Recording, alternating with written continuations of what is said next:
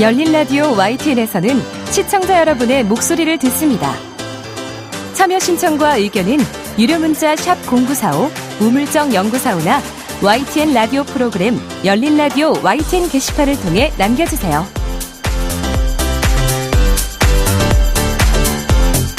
뉴미디어 트렌드와 함께 해주시는 분이죠. 콘텐츠를 사랑하는 분입니다. 뉴아이디의 김조한 이사 전화 연결돼 있죠. 이사님 안녕하세요. 안녕하세요. 네, 오늘은 이 이야기부터 해볼까요? 이번 한 주 정말 많은 분들의 관심을 받았던 이슈입니다. 하이브가 SM의 최대 주주가 됐어요. 와, 이거 그냥 드라마 소재로 써도 될 만한 내용이 아닌가. 그러게요. 라는 생각이 들 정도예요. 네. 시작부터 말씀드리면 SM 엔터테인먼트 둘러싼 경영권 분쟁이 지금 화두가 됐죠. 네. 이성수, 타경중 지금 현재 공동 대표가 이수만 전 프로듀서가 없는 SM 3.0 비전을 제시하고 카카오 손을 잡았습니다. 네, 그래서 이에 대한 반발로 SM 최대 주주였던 이수만 전 총괄 법정 대응에 나서면서 네. 자신의 지분을 갑자기 하이브에 넘겼어요. 그래서 이제 총 지분의 14.8%, 그러니까 4,228억에 인수하면서 네. SM 최대 주주로 등극을 하게 됐고요. 취득 예정일은 다음 달 6일이라고 합니다. 네, 하이브가 SM 최대 주주로 등극을 했고 이제 그럼 우리나라의 4대 연예 기획사 중 아주 역사가 깊은 SM이 이제 하이브의 레이블로 편입하는 그림이 그려질 수도 있다라는 거죠. 그렇죠. 그리고 이미 우리한테는 세븐틴으로 잘 알려져 있는 플레디스 엔터테인먼트라든지 그리고 요즘에 이제 홍대로 가면 어떻게 하냐면 뉴진스의 하이브라고 얘기가 나오네. 네. 어도어까지도 레이블로 자리 잡고 이제 여러 레이블사가 있는데요. 그 중에서 이제 어떻게 보면 SM을 자회사로 둔다기보다는 독립성을 보장하겠다는 형태로 박지원 하이브 CEO가 얘기는 했어요. 네. 그래서 하이브가 어차피 멀티 레이블 체제이면서 SM 유산을 존경하겠다는 입장을 밝혔고요. 그래서 레이블의 프로듀서들이 SM 소속 아티스트들을 따로 프로듀싱 하진 않겠다. 그리고 이수만 씨도 기존처럼 경영이나 프로듀싱에 참여하지 않는다는 거를 강조하긴 했습니다. 네. 그런데 지금 SM 임직원들 분위기를 보면은 하이브 인수에 대해서 반대하는 여론도 큰 것 같아요.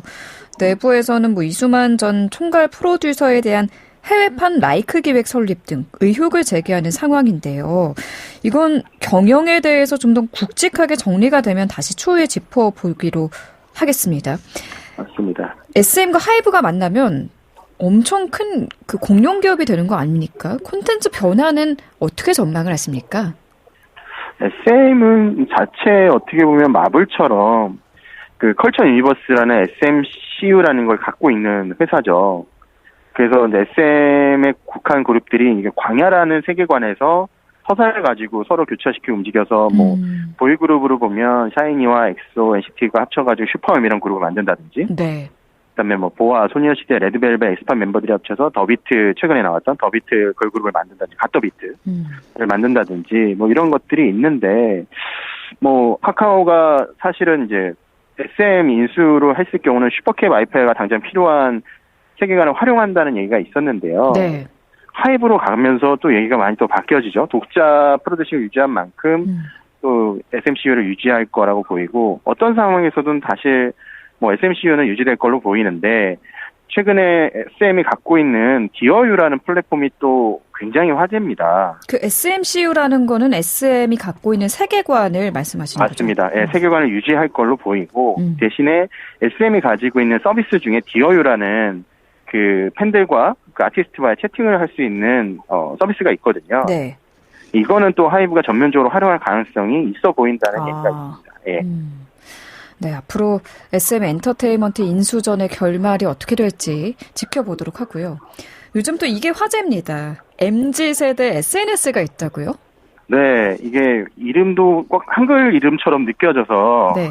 한국 회사인 거 아니냐라는 얘기들이 있었던 찐친들의 메타버스라고 하는 아지트 본디라는 서비스입니다. 본디요? 네네네. 그래서 이제 50명까지만 친구들을 추가해서 이제 폐쇄성으로 활용하는 이제 어떻게 보면 채팅 서비스인데 이제 영상이 캐릭터가 들어가 있는 어떻게 보면 저희 세대들은 사이월드가 연상케 된다는 얘기도 있고요. 네. 사실 이게 싱가포르 그 IT 스타트업인 메타드림에서 만든 소셜 애플리케이션이고요. 지금 현재 앱스토어에서 1등으로 올라와 있고, 모바일 인덱스 따지면 불과 런칭 3개월밖에 국내에서 안 됐는데도 불구하고, MAU가 한 달에 한 3만 명이 넘고요. 그리고 DAU, 일간 활성 이용자가 4만 6천 명으로 가파르게 상승하고 있습니다. 이게 저도 친구들이 본디 가입해라 여기서 같이 놀자 이래서 해봤는데 무늬만 MZ인지 저는 따라가기가 벅차더라고요. 이사님도 해보셨어요? 저도 지금 가입을 해서 제 친구들 4명이 있는데 저랑 비슷하시네요. 4명이 서로 내외하고 있습니다. 아, 내외하고 계세요. 근데 이게 묘하게 끌리더니 과거 싸이월드와 비슷한 점이 좀 많아서 좀 향수를 자극한 부분도 있었던 것 같아요. 맞습니다. 이게 사실 싸이월드가 지금 세대에 나왔으면 어땠을까라고 볼 수 있을 만큼의 되게 흡사한 부분이 있어요. 그리고 이제 SNS는 다르게 사회적 스트레스 좀 덜한 부분도 있고, 그리고 자기를 표현하는데 굉장히 잘 되어 있거든요. 내가 지금 뭘 보고 있어, 무슨 생각하고 있어, 이런 것들을 상세로 표현해서 어떻게 보면 저희가 뭐 소위 말하는 기존 소셜 메신저는 그냥 막 연락을 하는 경우도 있잖아요. 네네. 근데 나한테 지금 연락하지 마라. 나 지금 뭔가 바쁘다. 아니면 내가 지금 외롭다라든지 이런 것들을 자유롭게 표현할 수 있어가지고 오히려 좀 지금 MZ세대, 사회적 스트레스가 좀 많은 MZ세대한테 되게 유용한 플랫폼이 아닌가라는 생각도 듭니다. 그렇군요. 저는 또 이거를 보다 보니까 클럽하우스가 생각나더라고요. 클럽하우스도 한때 화제였잖아요. 그러다 정말 반짝 인기를 끌고 확 잠잠해졌는데 본디는 앞으로 어떨까요? 그러니까 클럽하우스는 사실 되게 화제성이 있었지만 기존에 우리가 오디오로 뭔가 한다는 것들 그리고 상시에 접속해야 된다는 거 그런 부분 누군가 얘기를 계속 들어야 된다는 것들이 사실 좀 기존의 유저 경험, 고객 경험과는 좀 맞지 않아서 좀 이제 사라진 경향이 있긴 한데요. 네. 이거는 어떻게 보면 기존에 우리가 갖고 있던 소셜 네트워크의 문법을 많이 따르면서 또 우리가 예전에 80년대, 90년대, 2000년대 초반에 해왔던 그 싸이월드와 같은 이런 그 아바타를 이용한 서비스다 보니까 제가 볼 때는 이게 계속 재미적인 부분 그리고 이제 이렇게 플로팅이라고 해서 모르는 친구들과도 만날 수도 있거든요.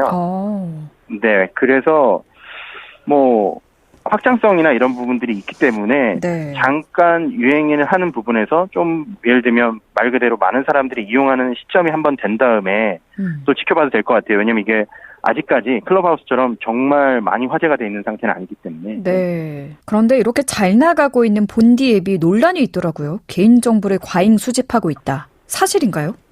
뭐 결론부터 말씀드리면 사실은 아니라고 하는데요.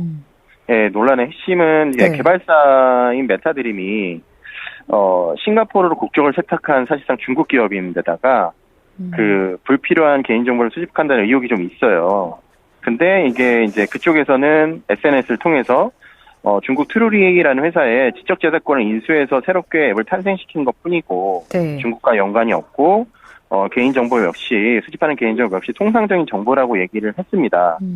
그래서 이제 전문가들한테 얘기를 해도 다른 서비스와 비슷하다. 그리고 정보를 수집하는 것은 아닌 것 같다라는 의견도 있고요. 근데 워낙 또 이제 잠깐 화제가 되다 보니까 이런 부분들을 하나하나 보는 분들이 많아서 네.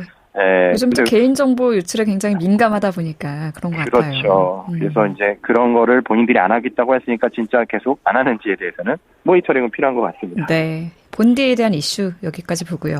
마지막으로 이번 주 화제의 영상은 어떤 걸 꼽으셨어요? 2월 14일 발렌타인데이였는데요. 네. 네, 블랙핑크 제니의 발렌타인데이 브이로그가 굉장히 화제였더라고요. 네, 그래서 제니가 자택에서 초콜릿을 만드는 영상인데 공개 하루 만에 150만 회를 기록했고 인기 동영상으로 됐어요. 그래서 뭐 그건 그건데 그래서 제가 채널 구독자 수를 보니까 네. 2월 16일 기준으로 920만 명이더라고요. 사실 저도 봤어요. 이 영상, 초콜릿 만드는 영상 봤는데 사실 콘텐츠나 내용적으로 특별한 건 없는데 홀린 듯이 계속 보게 되더라고요.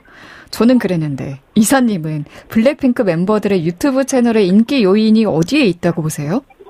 뭐 블랙핑크 채널이나 아니면 뭐 인스타그램이나 아니면 진짜 그 여성 그룹 중에서는 독보적인 인기를 끌고 있잖아요. 네. 근데 개인 유튜브에서는 굉장히 개인적인 사생활이나 이런 부분들을 보여주다 보니까 사실은 그런 부분이 본인들이 알고 있던 팬들로서는 좀 더 가까워질 수 있는 부분들이 있는 것 같아요. 그래서 저도 말씀하신 것처럼 시간 가는 줄 모르고 봤는데 왜 보는지에 대해서는 잘 모르겠더라고요. 네. 오늘 뉴미디어 트렌드는 여기까지 듣겠습니다. 오늘 말씀 감사합니다. 감사합니다. 네, 지금까지 뉴아이디의 김조한 이사였습니다.